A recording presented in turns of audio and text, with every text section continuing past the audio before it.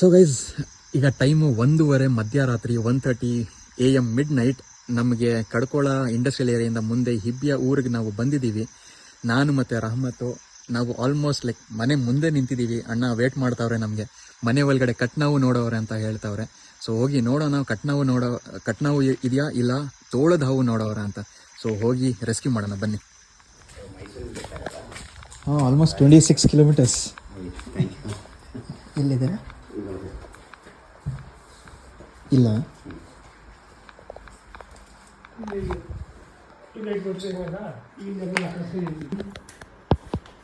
Common crate.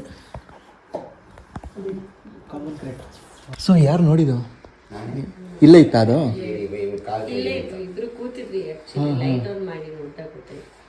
Sir deadly ನಾಗರಾವ್ಕಿಂತ ಒಂದು 10-20% ಜಾಸ್ತಿ ವಿಷ ಇರೋದ್ರದ್ದು ಇದರಲ್ಲಿ.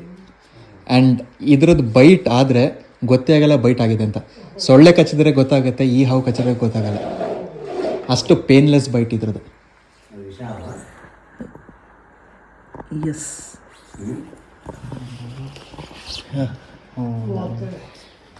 ವಿಷಕಾರಿ ಯಾವುದು?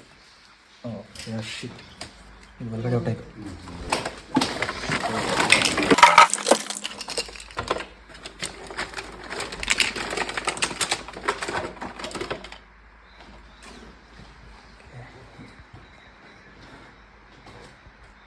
Do you see the 2 double bands?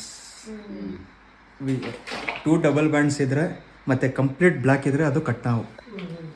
ಈ ಮರದ ಕಲರು ಸ್ಟೂಲ್ ಇದೆಯಲ್ಲ, ಆ ಸ್ಟೂಲ್ ಕಲರ್ ಬಂದು ವೈಟ್ ಥಿಕ್ ಬ್ಯಾಂಡ್ ಬಂದರೆ ಅದು ವುಲ್ಫ್ ಸ್ನೇಕ್. ಎರಡು ರಾತ್ರಿ ಹೊತ್ತೆ ಜಾಸ್ತಿ ಓಡಾಡೋದು. ಈ ಒಂದು ಹಾವು ಬೇರೆ ಹಾವು ತಿನ್ನತ್ತೆ.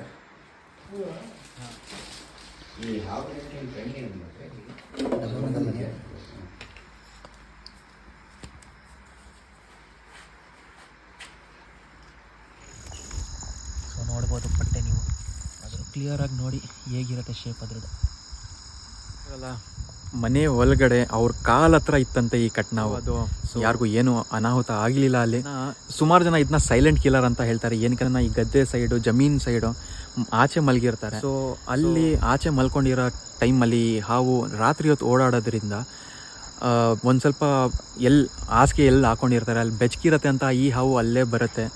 ಗೊತ್ತಿಲ್ಲದೆ ನಾವು ನಿದ್ರೆಯಲ್ಲಿ ಈ ಕಡೆ ಆ ಕಡೆ ಟರ್ನ್ ಆಗ್ತಾ ಇರ್ತೀವಿ ನಿದ್ರೆಯಲ್ಲಿ. ಸೊ ಹಂಗೆ ಈ ಹಾವು ಮೇಲೆ ಕಾಲಿಲ್ಲ ಅಂದರೆ ಕೈ ಬಿದ್ದಾಗ ಈ ಹಾವು ಕಚ್ಚತ್ತೆ. ಗೊತ್ತೇ ಆಗಲ್ಲ ಈ ಹಾವು ಕಚ್ಚೋದ್ರಿಂದ. ಏನಕ್ಕೆ ಇದರದ್ದು ಪೇನ್ಲೆಸ್ ಬೈಟು. ಸುಮಾರು ಜನ ನಿದ್ರೆಯಲ್ಲಿ ಹಂಗೆ ಮೇಲೆ ಹೊಟ್ಟೋಗಿರ್ತಾರೆ. ಸಿಗೋಣ ನೆಕ್ಸ್ಟ್ ವೀಡಿಯೋದಲ್ಲಿ.